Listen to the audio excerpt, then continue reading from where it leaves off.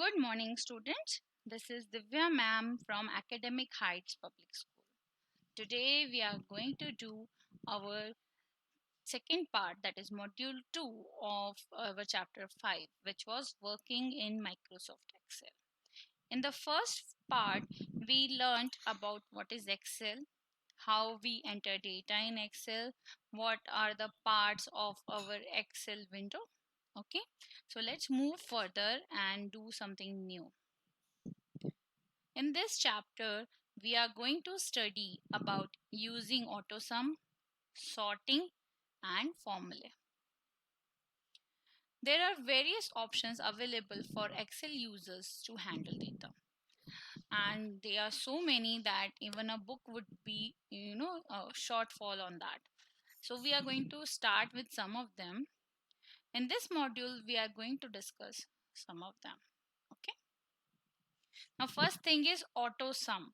The auto sum option provides an easy and quick method to calculate the sum of the selected range of data. Okay, so let's see this with an example about how we do it. Okay, so let's go to our Excel. See, here I have created an Excel sheet for the students of class 6, and their marks are mentioned for 4 subjects: Hindi, English, Maths, and Science. Now, this sheet is not looking that attractive, so we will talk about that later. Okay, in the next chapter. First, we have learned how to auto fill, right? So, see, I have put 1, 2, and then I have moved it. So, now there are 6 students in my class. Okay, and their details. Fine. So let's go ahead and see what we can do with this information. Okay, now first thing that we need to do is auto sum.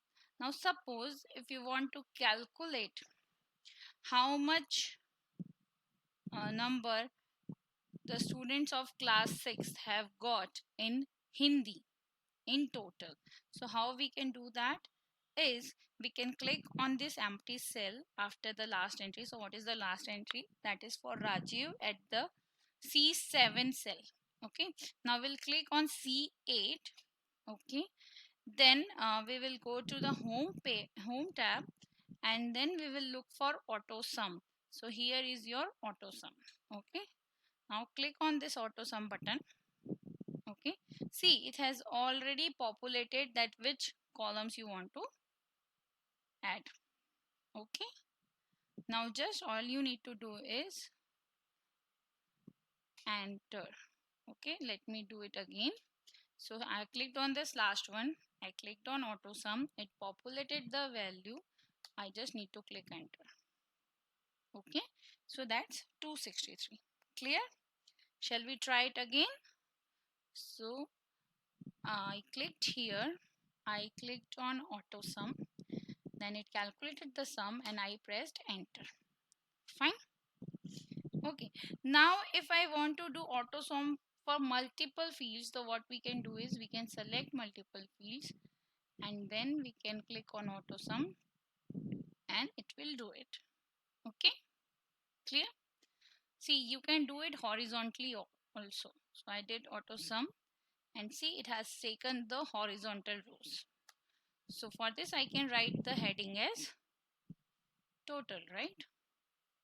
So total of C2 to sorry C2 to F2. Okay, clear? That is auto sum. Okay, let's go back to our presentation. Now second thing is sorting. The sort option helps us to arrange the data in ascending and descending order as required. Now ascending and descending would be correct for 1 2 3 4, and then we can also do alphabetical order A to Z or Z to A. Okay, for that we will go here. I have name of student, and to sort the data you need to select whole range. Okay, so I want to sort from here. Okay, and then I'll go to sort and filter, and I'll do it A to Z.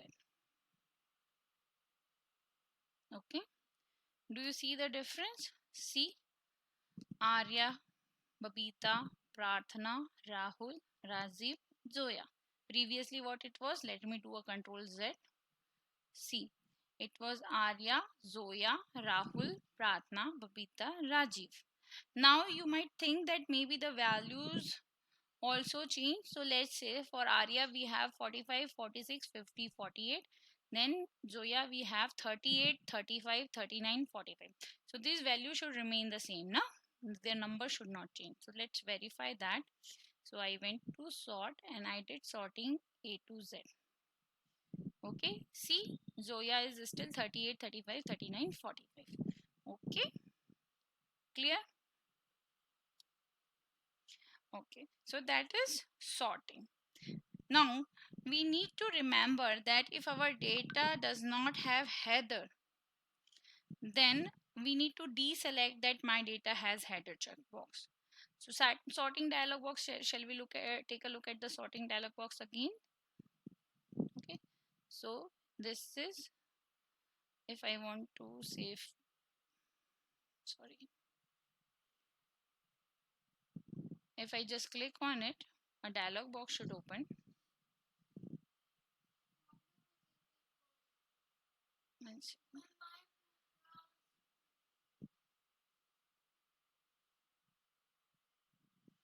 Yeah, so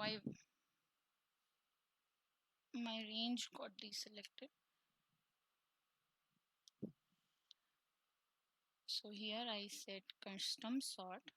Okay, now this is the dialog box and it says my data has headers. Okay, so if your data does not have header, you can uncheck it. That in that case, what it will do here, if we try to apply it, it will also consider student name if we have selected that. Okay, fine.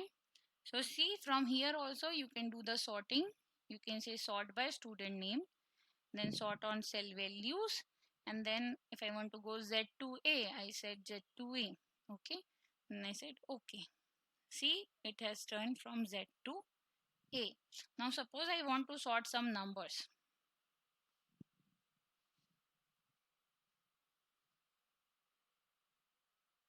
Okay, so here is my list of number. I select it, I click on this custom sort. Okay, then sort by cell values, smallest to largest or largest to smallest.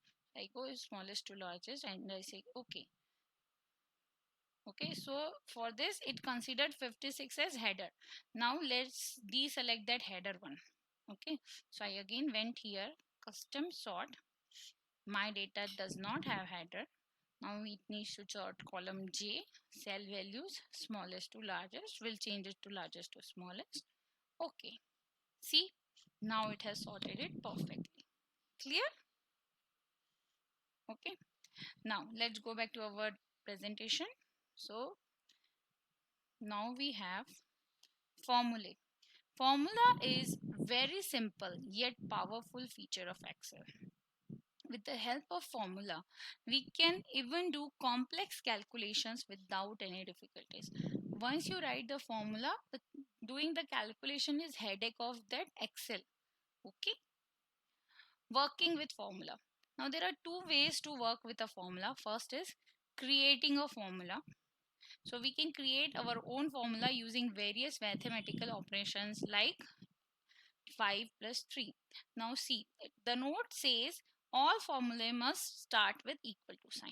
So suppose I want to try for some formulas. Okay, so let me delete this one. Okay, now let's say what all mathematical operations we have. We have add, we have subtract, we have multiply, right? Then we have divide and so on. So let's try for add. So suppose I want to add two numbers. So I say equal to 45 plus 65. Correct? Is that working? Yes, that is working. I can also say equals to, then I can say, okay, this one plus this one, enter. See, that is also working. Okay, so that's for add. Now for subtract, again equal to 50 minus 12, working. Again, let's try with the cells. Equals to 42 minus 37. Yes, working. Fine. Now let's try multiply. So equal to 4 into 5. Now here I have used asterisk because that is the multiplication symbol in our computer. Okay. So that's 20. Let's try with the cells. Equals to 50 asterisk 40. Okay. So that's 2000. Clear? Now let's try divide. So equal to 6 by 3. Correct? Now let's try here. Equal to, I would say 50 by, what shall I select? Okay, let's do it this way. I'll select 265 divided by 50. Okay, see 5.3. Okay, so these are like creating formula. You are creating your own formula using the mathematical operators that you have available, which are, what are those? Plus, minus, plus, we have minus, and multiply, divide, and so on. Okay, now second thing is using inbuilt formulae. So we can actually use the inbuilt formulas which are given to do the calculation. Excel provides a lot of inbuilt formulas to use, like sum 5, 3. Now when you already wrote sum outside, you do not need to use any mathematical operator. You can separate the values by comma. So shall we try this? Okay, so here we are. Let's try. Equals to, then sum of, now I need sum of all the values. Okay, so I can start with C3 comma D3 comma CDE3 comma F3 comma, then remove that comma and then put a bracket. See, it has done the sum. Okay, clear? Now observe this. This formula has values divided by commas. This formula has range C2 to F2 because all are these consecutive columns. Okay, yes. So that is inbuilt formula. Okay, so let's go ahead. Referencing. Now, what is referencing? Referencing means referring to any cell for values. How we are doing it? Like here in this one, we were referring to D4 and E4. Okay, so suppose I change the value of D4, then what will happen? See, that answer has changed because we are referencing that value. We are not putting it. We are हम directly वो वाली value use नहीं कर रहे हैं, हम directly 50 नहीं रख रहे हैं, तो उस सेल में जब भी जो भी वैल्यू आएगी वो उसको लेगा. So that is referencing. Okay, now there are three types of referencing. First is relative referencing. When we copy a formula to different cells, the cell address in the formula change according to rows and columns where the formula is being copied. So what does this mean? Let's try. So in our Excel, here we have a formula sum C2 F2. Now let's copy it. Okay, and then let's paste it to three cells. Okay, Control B. Now see, here it was C2 F2. Here it became C4 F4. Here it became C5 F5. Here it became C6 F6. This is called relative referencing. What is it called? Relative referencing. Now suppose I have defined that each subject has 50 marks. So I say total marks. Okay. And then I write here 200. Correct. We have four subjects. So each subject has 50 marks. So total marks would be 400. So let's say how much he got. Okay. So what we'll do, we'll write equal to, then we'll put this one, then minus, and then this one. Okay. So that is how much he hasn't got. Clear? So if he got 157 out of 200, so how much is the difference between those two numbers?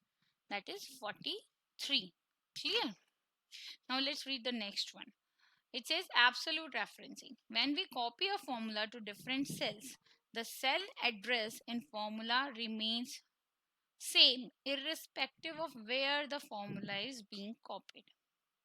तो अगर हम उसको copy करते हैं तो वो कहीं पे भी कॉपी हो रहा हो, उसका जो सेल एड्रेस है वो सेम रहता है. अब इसके लिए हम कौन सा एग्जांपल देखेंगे?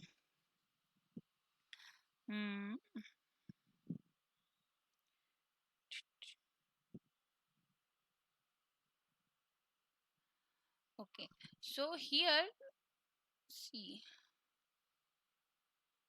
one second, let me,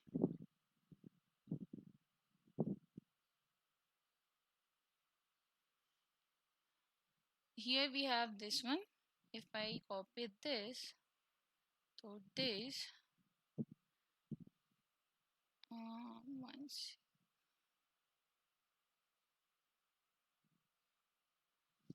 okay, if I change this to $D $12, okay, then I copy it and I put it. See, now here when we put the dollar symbol, this value became constant. Okay, so here also it's $D $12, here also it's $D $12, here also is $D $12, and here also it is $D $12. Okay, but you have also observed that the second cell is changing. So the one which is remaining constant is absolute referencing, and then the next one which is changing, that is combination of, now it has become combination, one part is absolute, one part is relative. So this combination is called mixed referencing. So in this component of formula, some remain absolute and some are relative. Okay, clear? So for relative, we directly use cell address. Okay, to make it absolute, we use dollar, then column, and then row. Okay, clear? And then mixed we have a combination of these two. Fine. Is this clear so far? Okay, great. So let's revise. Electronic spreadsheets are computer programs used to perform numeric calculations rapidly and accurately. जो electronic spreadsheets बनाई हुई हैं वो क्या है? Actually computer program है जो क्या करती हैं? न्यूमेरिक कैलकुलेशन करती हैं, रैपिडली मतलब बहुत बार, एक्यूरेटली मतलब परफेक्टली. ठीक है, fast and perfect. A worksheet in Excel consists of a grid of rows and columns which intersect to form cells where you enter data. ठीक है, तो एक्सेल में जो ग्रिड होती है उसमें रोज और कॉलम्स होते हैं. Grid means combination of rose and columns. Correct, the table. And जो वो इंटरसेक्ट करते हैं तो वो क्या फॉर्म करते हैं? सेल. जैसे कि ये रो है 13 एंड ये कॉलम है आई, तो जब ये इंटरसेक्ट करेंगे तो ये एक सेल फॉर्म करेंगे जिसका नाम होगा I13. Okay, now auto sum is a very simple procedure to find the sum of numbers entered. Auto sum से क्या कर सकते हैं हम? सम ऑफ नंबर्स कैलकुलेट कर सकते हैं. It's very simple. Sorting means arranging data in ascending और descending order. Clear? In relative referencing, when we copy a formula to different cells, the cell addresses in the formula change according to rows and columns where the formula is being copied. In absolute referencing, when we copy a formula to different cells, the cell address and formula remains same irrespective of where the formula is being copied. Okay. Mixed referencing. In this it is a combination of relative and absolute referencing. Okay, so go ahead, practice all the examples given in your book, which are activities, and then solve the end of chapter worksheets. Okay, all the best, take care, bye bye.